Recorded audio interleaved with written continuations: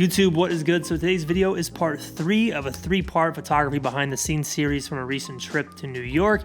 And today did not go as well as the last episode. I essentially kind of blew my opportunity at what would be a dream day of photography. So at the end of the video, I'm going to explain why, explain what went terribly wrong, because the only person to blame is myself in this case.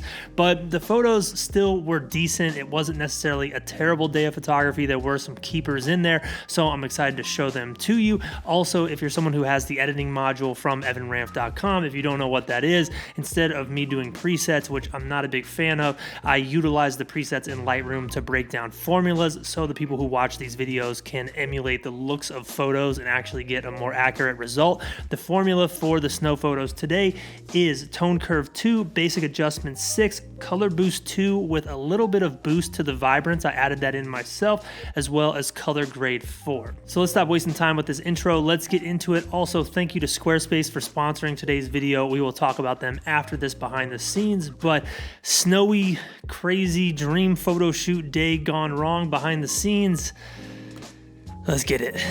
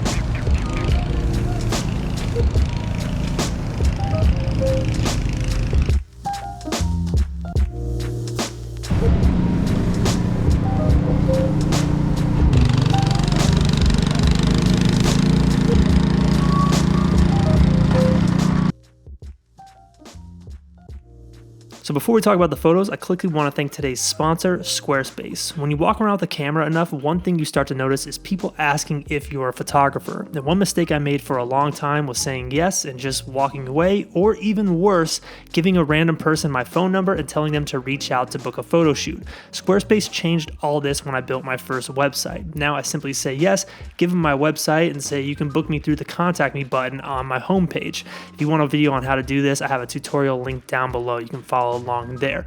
But a website is the first step into turning your passion for photography into a money-making opportunity, and no one makes it as easy as Squarespace. I built my first website in basically one afternoon. It took me one day of work, and that website has generated well over 6 figures in revenue since. And maybe you're listening to this and thinking client work isn't really my thing. Squarespace also allows you to sell prints, sell merch, and sell digital products like your presets. So don't take my word for it. You can try it for yourself with a free trial at squarespace.com/EvanRamp. And when you're ready to sign up, you can use code EvanRamp to save 10% off. That's squarespace.com/EvanRamp.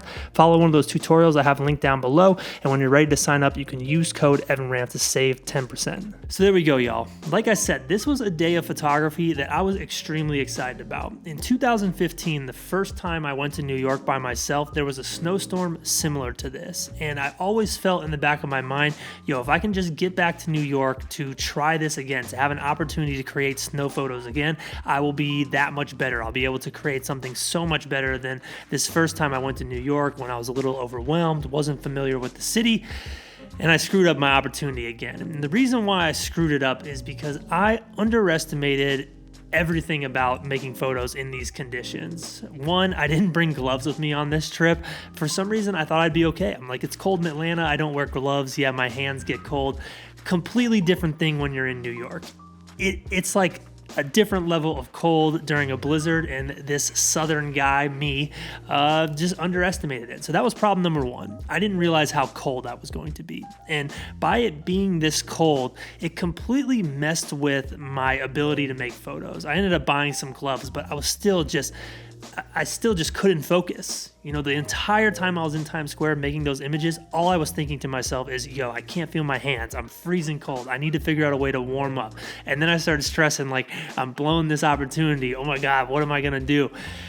And it's just really on me. It was poor planning. And also, the camera and lens that I brought with me were not the most ideal for these conditions. For whatever reason, in my head, I was thinking I wanted to bring a minimal setup on this trip. So all I brought was a 35mm f2 lens, and I brought an 18-35 f4 lens. And what I overlooked would be the best way to put it, is I overlooked the fact that an f4 lens in something like Times Square when it's snowing is actually not enough light coming into your camera. It'd be way better to have something like a 24 1.4.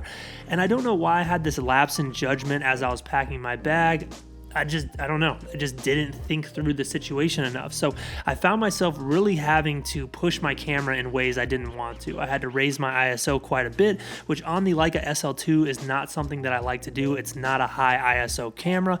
And also I found myself having to lower my shutter speed to try to let more light into the lens, which created some lack of clarity in certain images that you didn't even see in this video.